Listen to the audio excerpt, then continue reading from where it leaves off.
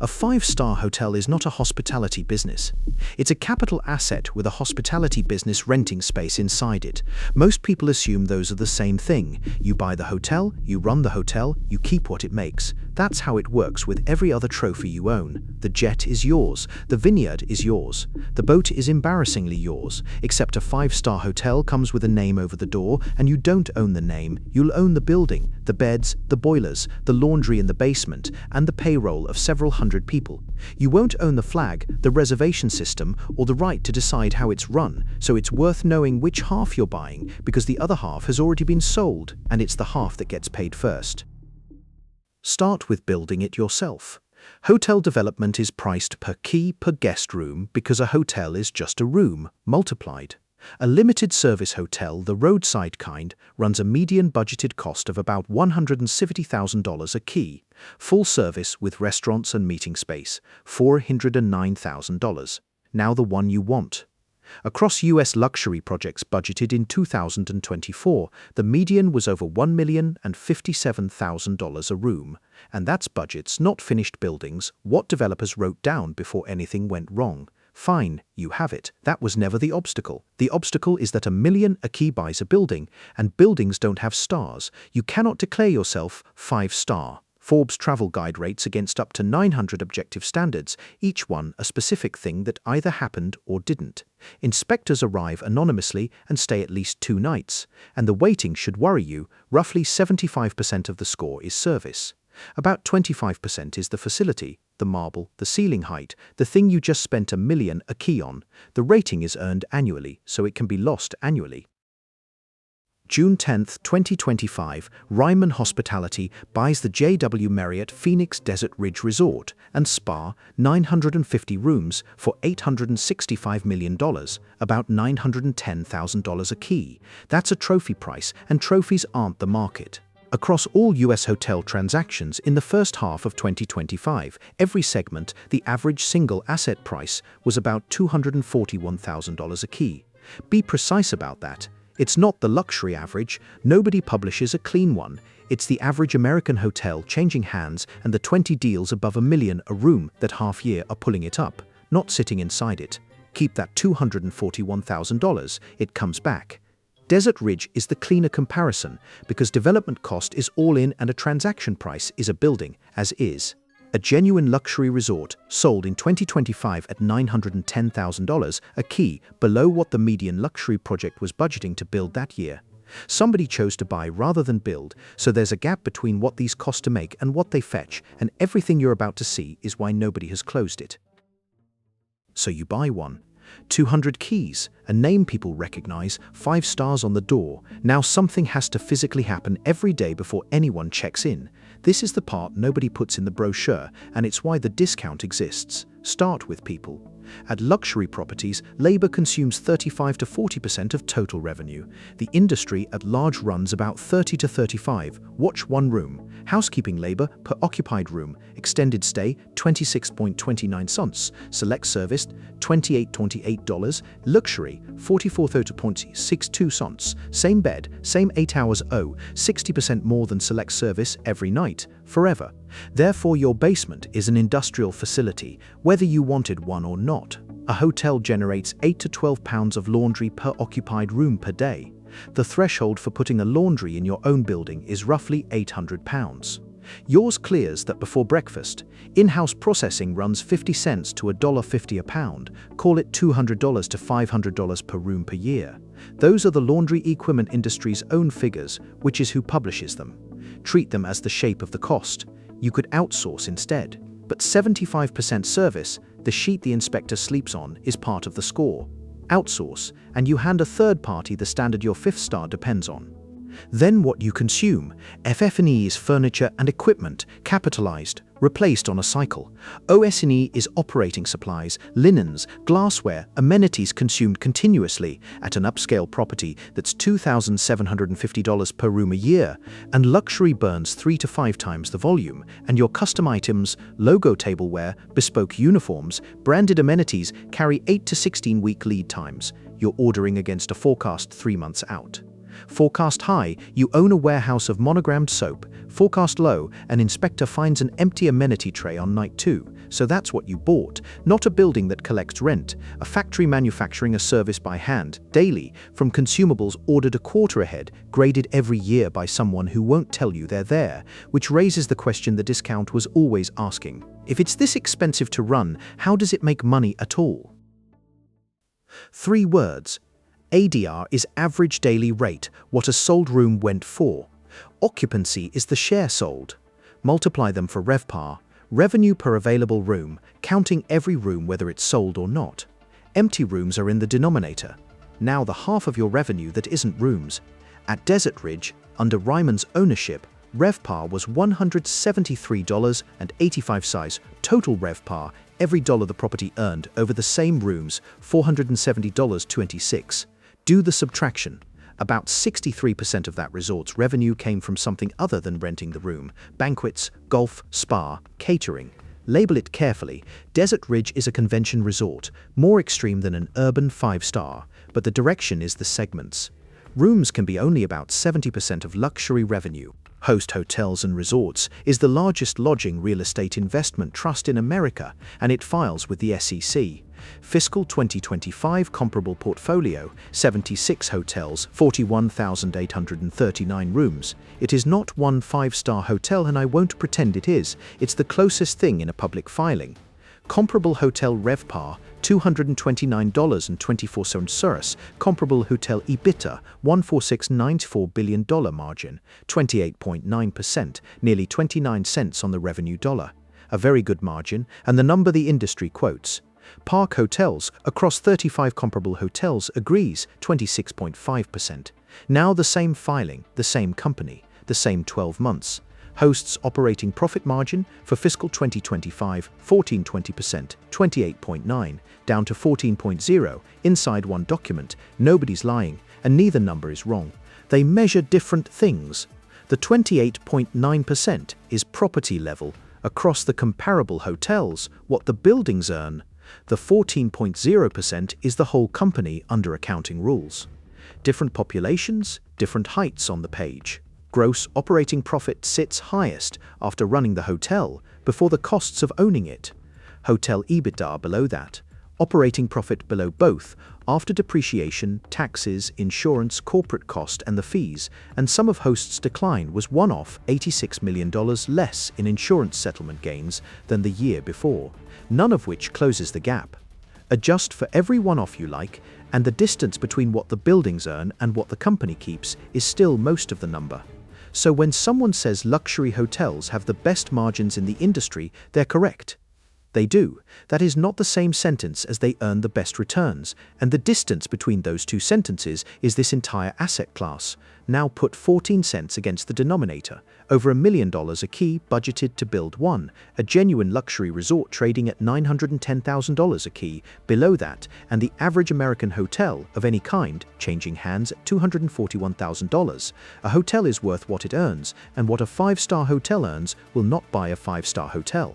Not because it's badly run, because at 14 cents on the revenue dollar, the building cannot earn back the building. So the money isn't in the hotel, it's in the stack of people paid before you are. A guest pays $100. Watch where it goes. First, before anything, the operator. A luxury management agreement pays a base fee of 3 to 5% of total revenue, off the top line, not off profit, out whether the hotel earned anything, ranking ahead of your costs and your debt service. Second, the hotel. Labor takes $35 to $40 of the 100, then food, utilities, amenities, laundry. What's left is gross operating profit, and your operator takes an incentive fee of 5 to 10% of that. Third, the brand, marketing, reservations, loyalty, technology, charged separately. Fourth, the FF&E reserve, about 4% of revenue set aside contractually to replace the furniture. Your lender requires it, not yours to skip in a bad year. Fifth, property taxes, insurance, debt. Then, last and only if something's left, you. The margin is real. The return is not. The people who make money reliably on 5-star hotels are the ones who never bought one. So nobody should build these, except there are cranes over luxury hotel sites in every major city on Earth. 2 reasons, and the first is a bill you haven't been shown. Park Hotels, fiscal 2025, adjusted EBITDA $609 million. Capital expenditures that year, about $300 million. Do that division yourself. Capital spending consumed roughly half a full year's adjusted EBITDA, and Park still closed the year in a net loss on impairments.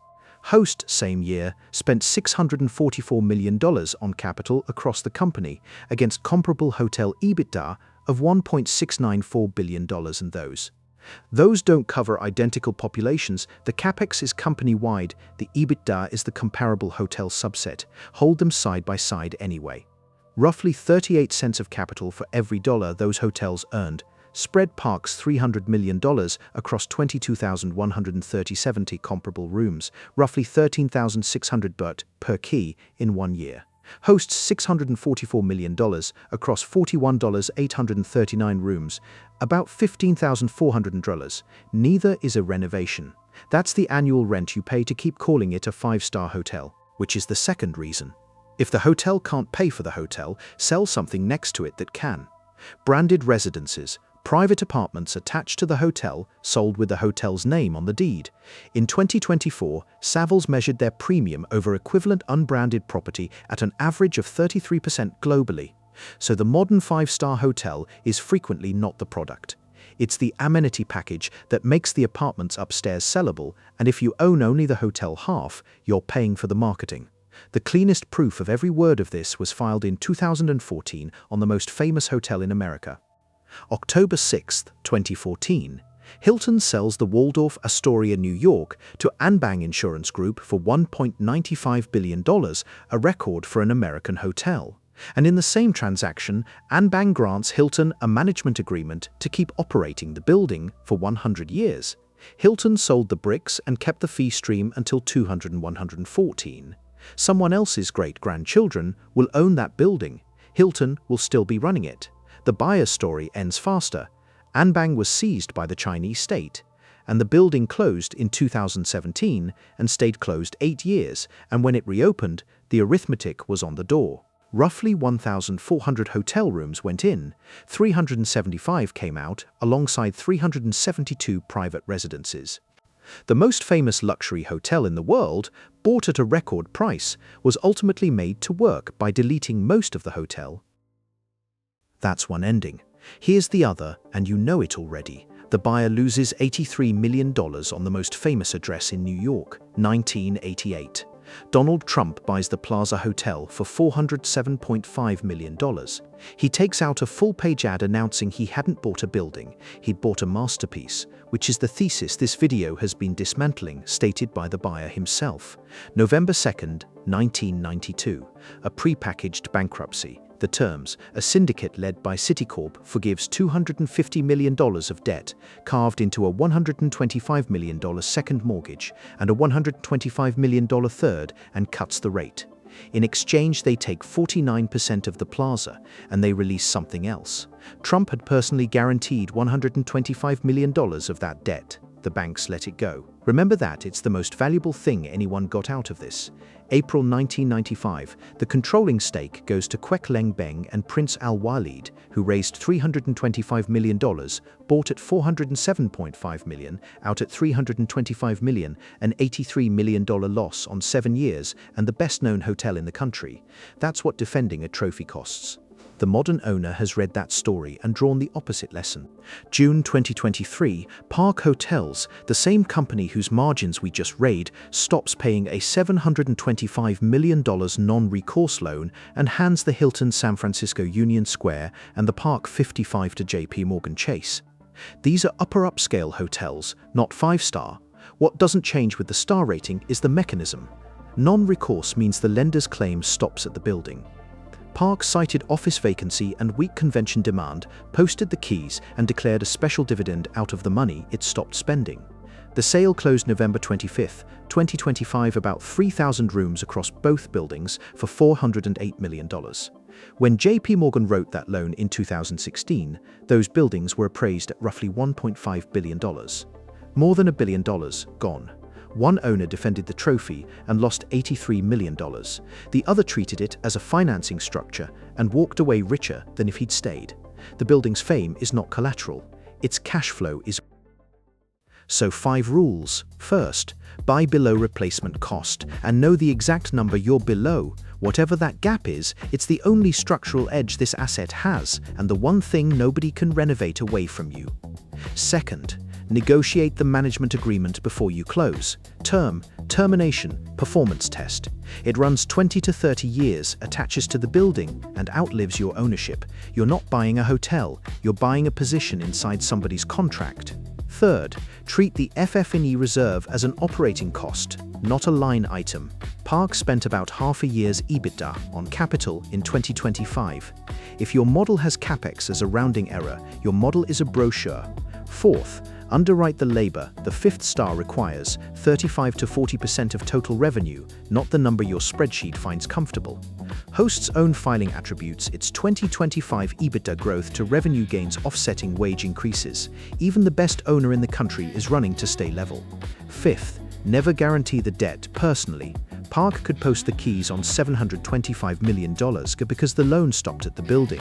Trump could not until the banks released his $125 million guarantee, the most valuable thing he walked out of the plaza with. The option to hand back the keys is worth real money. Time to answer the actual question, what do you walk away with? Everything from here is the video's own model, built from sourced numbers you've heard. Where I assume something, I'll say so. Your hotel, 200 keys at $500,000 a key are $100 million, that price is my assumption. Above the $241,000 the average American hotel trades at, well under the $910,000 Phoenix went for. Scenario 1, you operate it. Apply Host's comparable RevPAR of $229.24 to 200 rooms for 365 nights. Rooms revenue, about $16.7 million. Rooms are roughly 70% of revenue at a luxury property, so total revenue lands near $23.9 million. Apply Host's 28.9% comparable hotel EBITDA margin, which already has management fees inside it, because Host's hotels are brand operated. Hotel EBITDA, about $6.9 million. Now capital, Park actually spent about $13,600 a key last year. Host about $15,400, call it $14,000. Your 200 rooms consume about $2.8 million. You're at $4.1 million, then debt. Assume 55% leverage are $55 million at 7%. That's $3.85 million of interest, which leaves you on $45 million of equity, roughly $250,000, $250,000 a year. Call it 0.5% on your equity. Your money market pays better and doesn't call at 3 a.m. about the boiler. And notice what did the damage, not vacancy, not a recession. Not bad management, Those are Host's own numbers from the best operator owner in the country. The capital and the leverage ate it. That's the asset working correctly. Scenario 2. You build the structure instead of the hotel. The hotel becomes the amenity, and the product is the residences above it. Assume my assumption, a $200 million residential sellout at ordinary luxury pricing. The Savills premium of 33% puts an additional $66 million of gross proceeds on the same square footage. $66 million, realized once at closing against $250,000 a year from running a hotel by hand with 400 employees. The hotel doesn't have to earn its cost. It only has to make the apartments worth more, which is precisely what the Waldorf concluded after 8 years and 372 residences. So buy the 5-star hotel. Genuinely buy it. The margin is the best in the industry, the star is real, and there is no finer way to lose to your own balance sheet. Just remember what changed hands in 2014. Anbang bought the Waldorf Astoria and lost it. The Chinese state inherited it. Most of it stopped being a hotel, and through every one of those years, the company that sold the building has been paid to run it, and will be, until 224. Owning a 5-star hotel isn't the prize. It's what somebody had to buy so someone else could keep the fee.